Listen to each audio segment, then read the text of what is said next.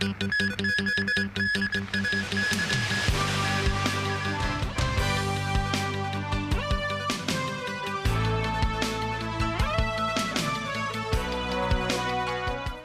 tourists say they are now willing to spend more when they travel to the mainland.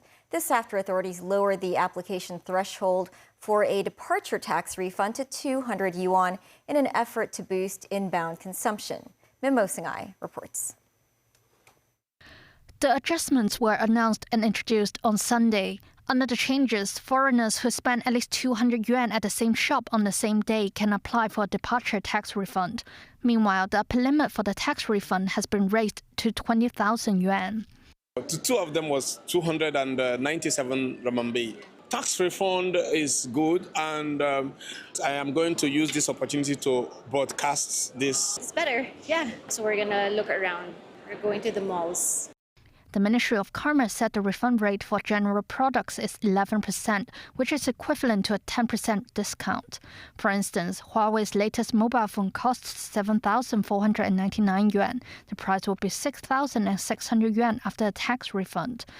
Guangzhou and Shenzhen are the two latest mainland regions to adopt a refund upon purchase service model, offering tourists their tax refunds instantly at retail outlets rather than waiting until they leave the country. Shenzhen currently has more than 400 shops that operate under such a model. Authorities said the total revenue generated from departure tax refund products in Shenzhen reached 175 million yuan in the first quarter of the year. Mums 9, TVB News. U.S. President Donald Trump repeated his claim that China wants to reach an agreement on tariffs and he expects progress.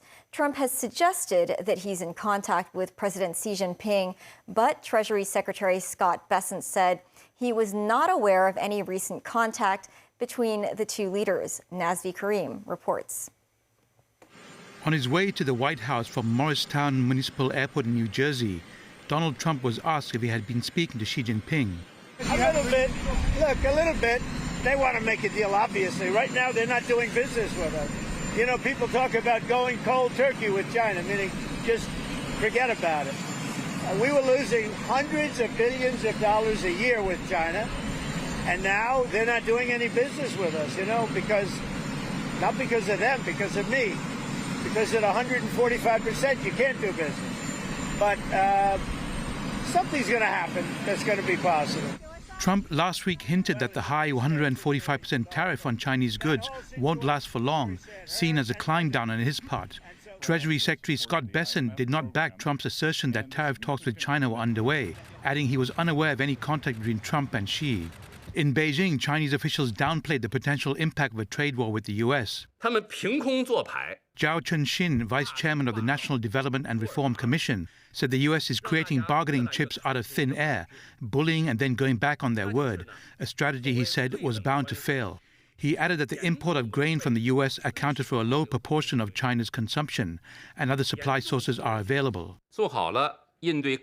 Vice Minister of Human Resources and Social Security Yu Jiadong said China is ready for uncertainties and possesses the toolbox to deal with employment issues and encourage entrepreneurship.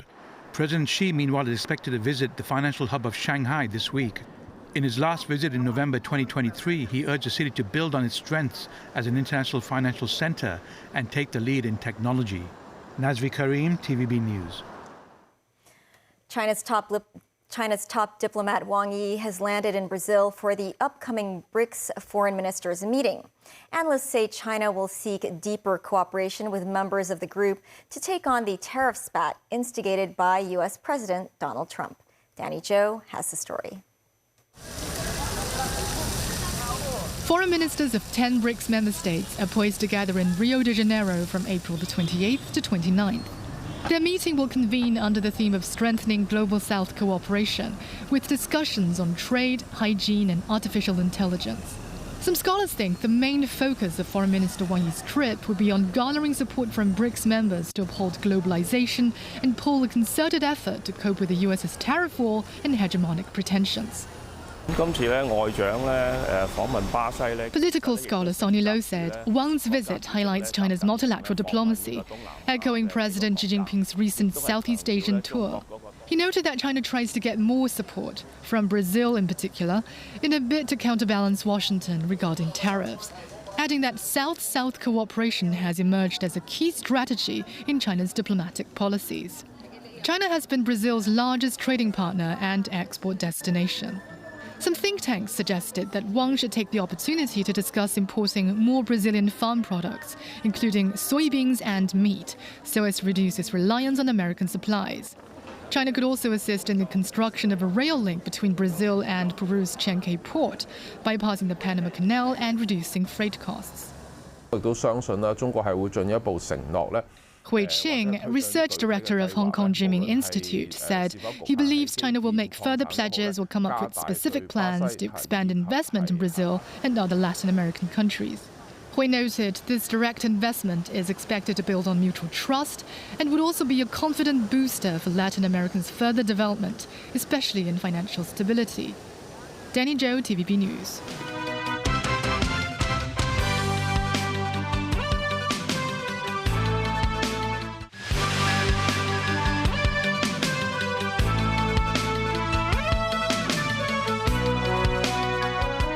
Welcome back. Senior Assistant Commissioner of Police Yip Wan Lung was appointed as Deputy Commissioner of Police today. Yip joined the force as an inspector in 1991. He's experienced in criminal investigation after serving many years in the field. In 2014, he was promoted to Senior Superintendent and became Chief Superintendent 3 years later. Yip rose further in 2020 when he assumed the position of Assistant Commissioner and took charge of the crime wing. In 2022, he became Director of Crime and Security upon promotion to Senior Assistant Commissioner. The funeral of late property tycoon Li Shaoqi was held at Hong Kong Funeral Home today. Li Shaoqi's two sons, Peter and Martin, emerged from the Memorial Hall and expressed their gratitude to the media. Mourners included Chief Secretary for Administration Eric Chan, Financial Secretary Paul Chan, and Legislative Council's President Andrew Leung. Many lawmakers also came to pay their respects. A white tent was set up at a nearby playground for the public to pay tribute. Some Henderson employees said Lee was a caring boss and they were grateful to be able to work for him. Lee passed away last month at the age of 97. He'll be buried in his hometown, Daliang, a sub-district of Shunde in Guangdong province. The Singaporean government has been actively promoting its green policies. They include not just funding the renovation of older premises, but also mandating new construction projects to incorporate green elements. Scholars from Hong Kong suggest that similar practices could help the city achieve carbon neutrality by 2050. Jackie Lin reports. Dubbed the City in the Garden, Singapore showcases impressive greening efforts. The Gardens by the Bay in the east of the city-state stands as a testament to urban landscaping excellence. Everywhere you have tree, plant, some place for relaxing. Never see a place like Singapore. It's really an exception here. Singapore is home to numerous green buildings, including a hotel in the urban area that boasts over 15,000 square meters of green space, featuring more than 50 different plant species. More than a decade ago, Singapore launched a funding initiative that offers a 50% subsidy for completed buildings. All new constructions must meet the minimum score of the country's Green Mark certification scheme. Singapore aims for at least 80% of its buildings to achieve Green Mark certification by 2030, with over 55% already meeting the standard. Local organizations focused on green building initiatives report that many developers are willing to renovate under supportive policies. People are very willing to invest in that green character. In Singapore, there is a lot of encouragement from at every stage of the building's life, so that then that whole greening story, city in nature, building in nature, can continue on. According to a recent report from the Hong Kong Green Building Council, nearly 7,800 properties were registered for green building assessments by the end of the previous year, with over 80% being new constructions. Professor Jim Chi-yong of the Education University's Department of Geography and Environmental Science argues that in Hong Kong, green buildings mainly refer to energy-efficient buildings, and they often require substantial investment in equipment, which necessitates costly maintenance. He adds that most of these buildings lack vegetation and believes the government should clarify the definition of green buildings. Jackie Lin, TVB News. That's the news. Thanks for watching. Pearl Magazine is up shortly. See you then.